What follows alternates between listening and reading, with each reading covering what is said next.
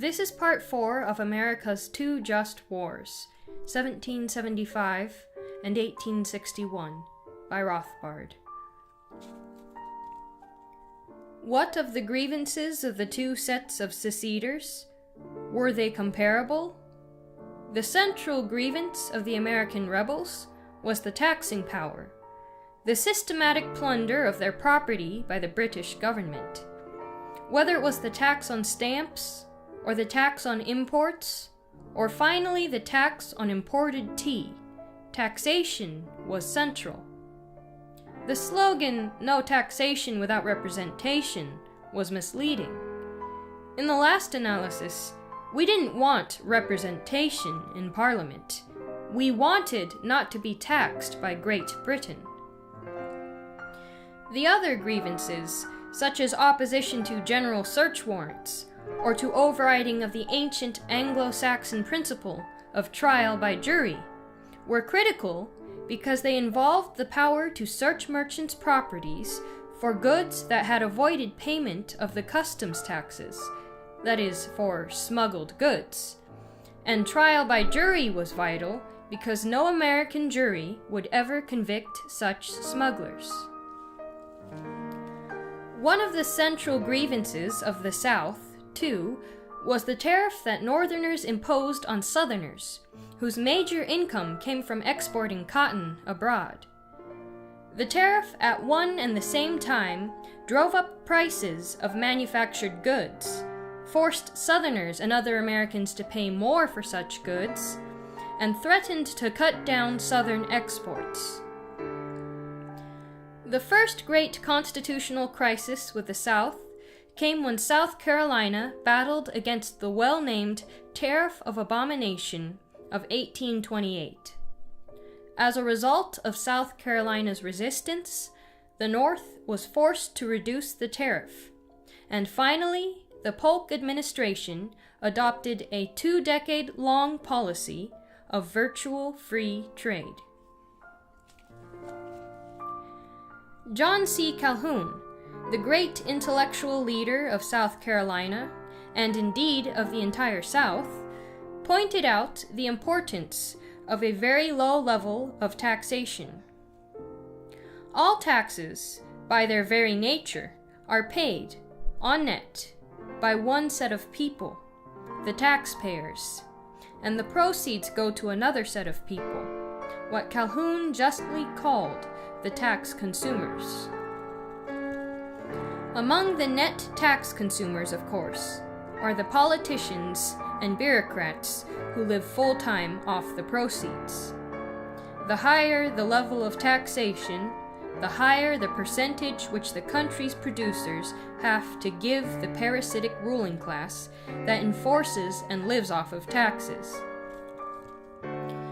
In zeroing in on the tariff, Calhoun pointed out that the North has adopted a system of revenue and disbursements, in which an undue proportion of the burden of taxation has been imposed on the South, and an undue proportion appropriated to the North, and for the monopolization of Northern industry. What of the opposition to these two just wars? Both were unjust, since in both the case of the British and of the North, they were waging fierce war to maintain their coercive and unwanted rule over another people. But if the British wanted to hold on and expand their empire, what were the motivations of the North?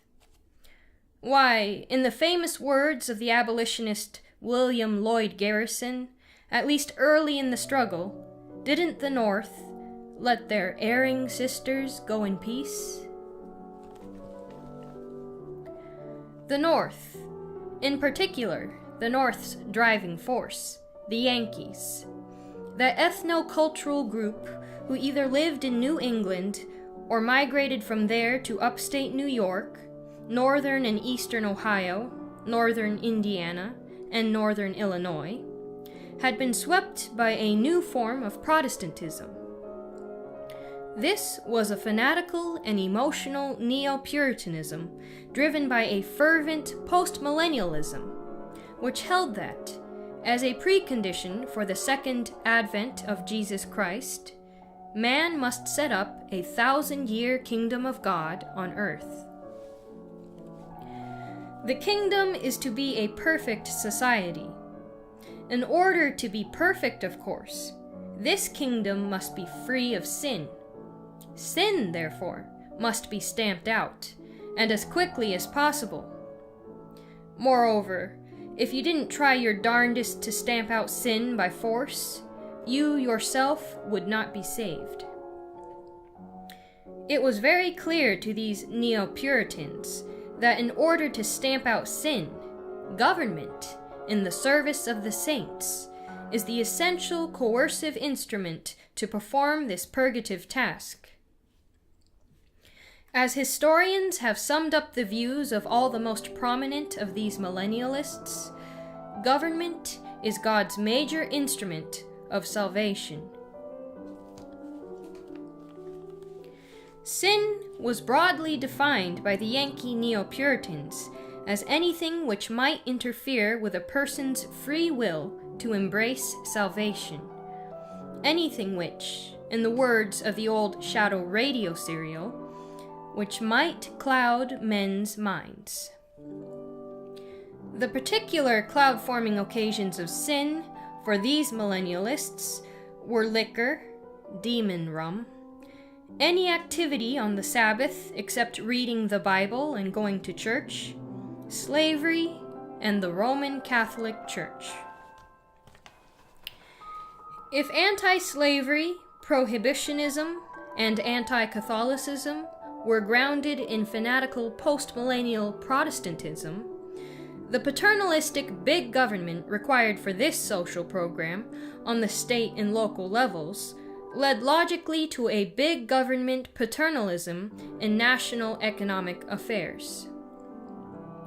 Whereas the Democratic Party in the 19th century was known as the party of personal liberty, of states' rights, of minimal government, of free markets and free trade, the Republican Party was known as the party of great moral ideas, which amounted to the stamping out of sin. On the economic level, the Republicans adopted the Whig program of statism and big government, protective tariffs, subsidies to big business, strong central government, large-scale public works, and cheap credit spurred by government. The Northern War against slavery partook of fanatical millennialist fervor, of a cheerful willingness to uproot institutions, to commit mayhem and mass murder, to plunder and loot and destroy, all in the name of high moral principle and the birth of a perfect world. The Yankee fanatics were veritable Pattersonian humanitarians with a guillotine, the Anabaptists, the Jacobins, the Bolsheviks of their era. This fanatical spirit of northern aggression for an allegedly redeeming cause is summed up in the pseudo-biblical and truly blasphemous verses of that quintessential Yankee, Julia Ward Howe, in her so-called Battle Hymn of the Republic. Modern left liberal historians, of course, put this case in a slightly different way. Take, for example, the eminent abolitionist historian of the Civil War, James McPherson. Here's the way McPherson revealingly puts it.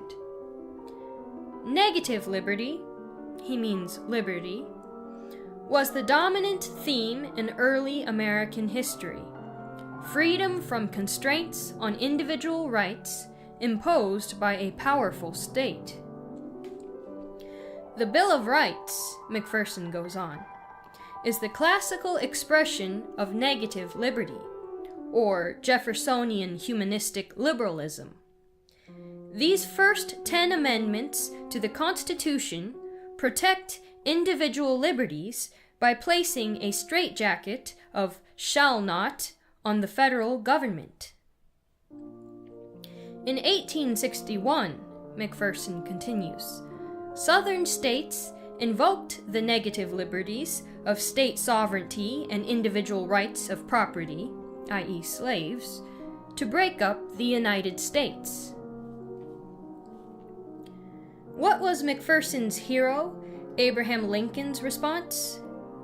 Lincoln, he writes, thereby gained an opportunity to invoke the positive liberty, he means statist tyranny, of reform liberalism, exercised through the power of the army and the state to overthrow the negative liberties of disunion and ownership of slaves. Another new model army at work. McPherson calls for a blend of positive and negative liberties, but as we have seen, any such blend is nonsense, for statism and liberty are always at odds. The more that reform liberalism empowers one set of people, the less negative liberty there is for everyone else. It should be mentioned that the southern United States was the only place in the 19th century where slavery was abolished by fire and by terrible swift sword. In every other part of the New World, slavery was peacefully bought out by agreement with the slaveholders. But in these other countries, in the West Indies or Brazil, for example, there were no Puritan millennialists to do their bloody work, armed with gun in one hand and hymn book in the other. End of part 4.